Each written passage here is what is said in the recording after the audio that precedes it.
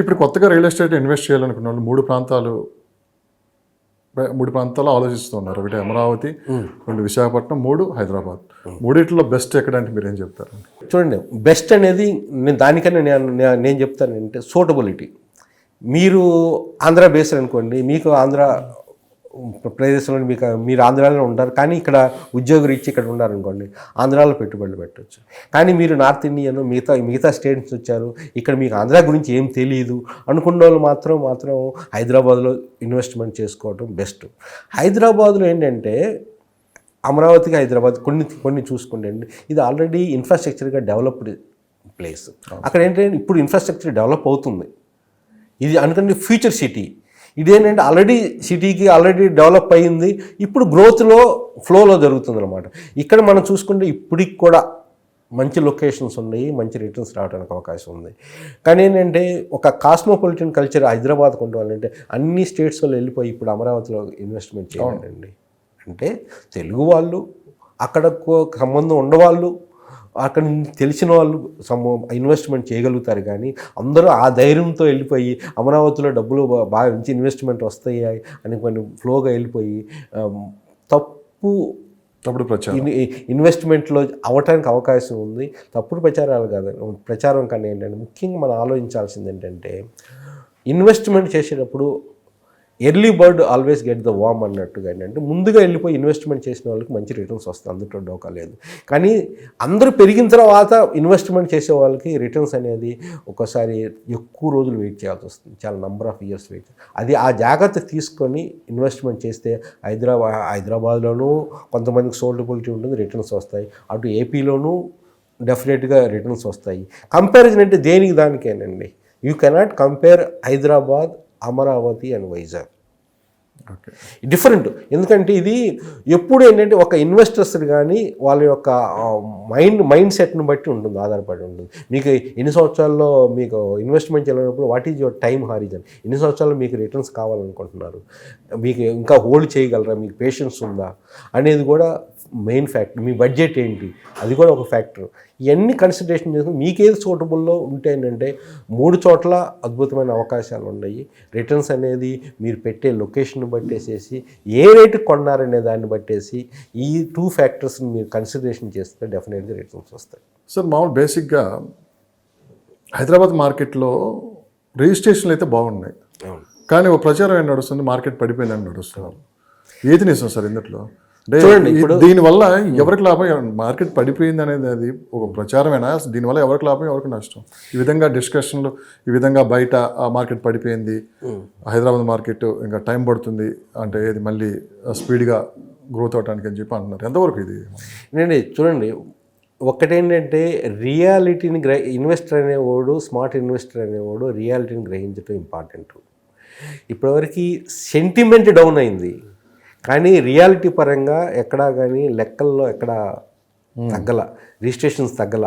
మీకు last quarter, ఈ first quarter of the Q1 2024 అంటే జనవరి నుంచి మార్చి వరకు కూడా ఏంటంటే ఎలక్షన్స్లో కూడా ఏంటంటే ఇప్పుడు ఎక్కడ రిజిస్ట్రేషన్ తగ్గల. ఈవెన్ టాప్ 10 సిటీస్లో ఫాస్టెస్ట్ గ్రోయింగ్ సిటీస్లో హైదరాబాద్ ఉంది, నంబర్ 4th పొజిషన్లో ఉంది. అట్లనే టాప్ 10 పొజిషన్లో వరల్డ్ లెవెల్లో కూడా ఫాస్టెస్ట్ గ్రోయింగ్ సిటీస్లో హైదరాబాద్ పేరు ఉంది. అంటే మిగతా టాప్ సిటీస్ అంటే ఏంటండి, ముంబై, ఢిల్లీ, పూణే, మద్రాస్, బెంగళూరు, ఇవి కలకత్తా, మొత్తం 7 సిటీస్లో హైదరాబాద్ యొక్క రియల్ ఎస్టేట్ అనేది లేదు. ఇంకోటి మ్యాక్రో లెవెల్లో కూడా ఆలోచించినప్పుడు ఏంటంటే ఇండియన్ ఎకానమీ అనేది చాలా స్ట్రాంగ్ ఫుట్ మీద ఉండటం వల్ల ఏంటంటే ఆటోమేటిక్గా ఏంటంటే ఈ 7 సిటీస్కి ఇప్పుడు మంచి రిటర్న్స్ రావడానికి అవకాశం ఉంది. హైదరాబాద్లో కూడా ఏంటంటే సెంటిమెంట్ డౌన్ ఉంది డెఫినెట్గా. It is a buyers market. Buyers అంటే కొంచెం ఇప్పుడు కొంచెం సెంటిమెంట్ డౌన్ ఉండటం వల్ల ఏంటంటే ఎక్కడైనా కానీ కొంచెం బార్గెనింగ్ పవర్ అనేది ఉంటుంది బయర్స్కి. ఇప్పుడు మంచి లొకేషన్ చూసుకొని మంచి బార్గెన్ చేసేసి మంచి రేటింగ్ మనం తీసుకున్నప్పుడు రిటర్న్స్ మంచి డెఫినెట్గా వస్తాయి. కానీ ఇంకోటి కూడా చెప్తున్నాను, రేపు August 1 నుంచి రేట్స్ పెంచబోతున్నారు, ల్యాండ్ రేట్స్, రిజిస్ట్రేషన్ రేట్స్. ఏది హైదరాబాద్ చుట్టుపక్కల ప్రాంతంలో, తెలంగాణలో అనుకోండి సుమారుగా. రేపు మళ్ళీ అప్ టు జూలై ఎండ్ వరకు కూడా రిజిస్ట్రేషన్ పెరుగుతుంది చూడండి. ఎందుకంటే కొంతమంది ల్యాగ్ ఉంటుంది. ఇది ఏంటంటే ఇప్పుడు ఏంటంటే ఒకరిని ఎదుటి వాళ్ళు మా పక్క రాష్ట్రం డెవలప్ అవుతుంది అని హైప్తో చూసే కన్నా రియాలిటీతో మనం చూడాలా. అక్కడ ఉన్న ఇన్వెస్ట్మెంట్స్ ఏంటి, ఇక్కడ ఉన్న ఇన్వెస్ట్మెంట్ ఆపర్చునిటీ అనేది అక్కడ వేరు ఇక్కడ వేరు. ఇక్కడ మన సూటబుల్లా అక్కడ సూటబుల్లా, ఎంత బడ్జెట్లో మనం తీసుకోవాలి, మన కనెక్టివిటీ ఏంటి, మన వెళ్ళిపోయి తొందరగా సెక్యూరిటీ కూడా చూసుకోవాలా. అన్నీ మనం చూసుకుంటే ఇక్కడ మంచి అవకాశం ఉన్నాయి, అక్కడ మంచి. హైదరాబాద్ అనేది డెవలప్డ్ సిటీ, విశ్వనగరంగా డెవలప్మెంట్ సెకండ్ క్యాపిటల్గా కూడా రావడానికి ఉన్న అవకాశాలు ఉన్న సిటీ హైదరాబాద్. ఇప్పుడు అమరావతి ఏపీ వచ్చేలాకని ఇప్పుడు డెవలప్ అవబోతున్న సిటీ. అది మీరు గ్రహించాలన్నమాట. రెండు ఇప్పటికిప్పుడు ఇన్వెస్ట్ చేయాలనుకునే వాళ్ళకి హైదరాబాద్లో top places, locations, best locations ఇప్పుడు ఇన్వెస్ట్ చేస్తే మంచి రిటర్న్స్ ఉన్నాయి అనే ప్లేసెస్ ఎక్కడ ఉన్నాయండి మీరు చెప్పారు? నాకు తెలిసినంత వరకు కొన్ని ప్రాంతాలండి. ఇప్పుడు శంకరపల్లి దాటిన తర్వాత మెహతాబ్ ఖాన్ కూడా, శంకరపల్లి కొంచెం దాటిన తర్వాత మోమిన్పేట, ఈ ప్రాంతాల్లో కూడా ఏంటంటే మెహతాబ్ ఖాన్ కూడా అంటే రీజనల్ రింగ్ రోడ్ అక్కడ కట్ అవుతుంది. షాబాద్ ఏరియా, కొన్ని వచ్చేలాకే మహేశ్వరం ఏరియా అండి. I really like it. Maheshwaram ఏరియాలో ఇప్పుడు ఎక్కడ మనకి బెంగళూరు హైవే నుంచి శ్రీశైలం హైవే కలిపే ఒక రోడ్డు ఉందన్నమాట. అది 100 ఫీట్ రోడ్, 150 ఫీట్ రోడ్ చేయబోతున్నారు దాన్ని. ఆ రోడ్లో ఏంటంటే ఇన్వెస్ట్మెంట్ చేసిన మంచి అద్భుతం. రీసెంట్గా కూడా 200 acres ఆఫ్ ది ల్యాండ్లో ఆర్టిఫిషియల్ ఇంటెలిజెన్స్ యూనివర్సిటీ కూడా డిక్లేర్ చేశారు మన రేవంత్ రెడ్డి గారు. 200 acresలో అక్కడ రాబోతుంది. మంచి అదేంటి ఫ్యూచర్ టెక్నాలజీ అనమాట అది. అంటే అక్కడ ఏంటంటే ఎలక్ట్రానిక్ మ్యానుఫ్యాక్చరింగ్ యూనిట్స్ ఉన్నాయి, అక్కడ సెజ్జులు ఉన్నాయి అక్కడ. ఇది మహేశ్వరానికి ఓఆర్ఆర్కి హార్డ్లీ డిస్టెన్స్ ఆఫ్ ఒక 10 to 15 kilometers లోపు అనమాట. ఓఆర్ఆర్ దగ్గర. అదే ఏంటంటే అక్కడ తుక్కుగూడ వరకు కూడా ఏంటంటే మీకు మెట్రో వస్తుంది, మెట్రో కూడా దగ్గర అయింది అనమాట. మంచి హబ్ ఏంటంటే మహేశ్వరం బాగుంది. ఎలా ఉన్నాయి రేట్లు? ఎలా ఉన్నాయి రేట్లు? అక్కడికి వచ్చేలాకి 20,000 నుంచి 25,000 per square yard అండి. అంటే ఒక 200 square yards కొన్ని ఉంటే 40 to 50 lakhsలో మీరు తీసుకోవచ్చు. మీరు కన్స్ట్రక్షన్ చేసుకున్నా కానీ వితిన్ 1.5-1.2 crores మీరు మంచిగా ఇండిపెండెంట్ హౌస్ తీసుకోవచ్చు. మంచి డెవలప్మెంట్ స్కోర్ ఉంది. ఎందుకంటే అక్కడ కనెక్టివిటీ అంత బాగుంది. ఓవరాల్ దగ్గర చుట్టుపక్కల ఇండస్ట్రియల్ ఏరియాస్ ఉన్నాయి. ఆ విధంగా ఏంటంటే అన్నిటికీ దగ్గర అన్నమాట ఇది. ఏంటి హైరైజ్ అపార్ట్మెంట్లకి ఫుల్ డిమాండ్ ఉంది సిటీలో అంటున్నారు. అంటే లగ్జరీని ఎక్కువ కోరుకుంటున్నారా లేకుంటే అవసరాలు తగ్గట్లు మారిపోతున్నాయి పరిస్థితులు? అంటే ఇటు పక్క విల్లాస్ కావచ్చు. అంటే మీరు ఒకసారి గమనించారంటే సిటీకి దూరం వెళ్ళే కొద్దిగా దూరం ఆలోచించట్లేదు ఎవరు పెద్దగా. అంతకుముందు ఏంటంటే సిటీకి దగ్గరలో ఎక్కడ దొరుకుతాయని ఆలోచించేవాళ్ళు. ఇప్పుడు సిటీకి దూరంగా మంచి లొకేషన్లు ఎక్కడ ఉన్నాయని ఆలోచిస్తున్నారు. మీరు గమనించే ఉంటారు. అంటే కొంచెం 30-40 kilometers వెళ్ళి అక్కడ విల్లాస్ కట్టుకుంటున్నారు. ఏంటి సార్ ఈ కల్చర్ ఇంతగా మారటానికి? చూడండి, వెరీ సింపుల్ అండి ఇది. కోవిడ్ వచ్చిన తర్వాత జనాల్లో ఏంటంటే ఒక హెల్త్ కాన్షియస్, హైజీనిక్ ఆస్పెక్ట్ అనేది పెరిగింది. అంటే మనం పరిశుభ్రంగా ఉండాలి, కొంచెం వైడ్ స్పేస్లో ఉండాలి.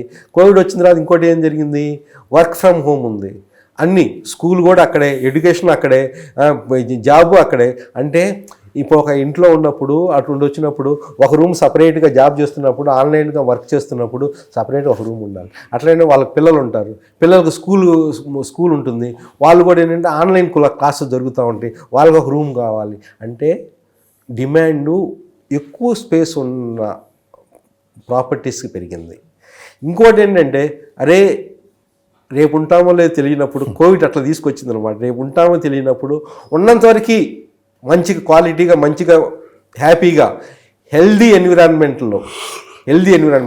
హెల్దీ సిటీలో హెల్దీ ఎన్విరాన్మెంట్ అనేది కష్టం. పొల్యూషన్, నాయిస్ పొల్యూషన్ కానీ అటు ఎయిర్ పొల్యూషన్ కానీ.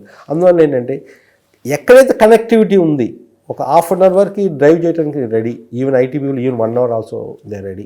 ఏది వాళ్ళు పనిచేస్తున్న ప్లేస్ నుంచి కొంచెం దూరంగా 1 hour వరకు చేసుకున్నా కానీ కనెక్టివిటీ ఎక్సలెంట్ ఉందనుకోండి.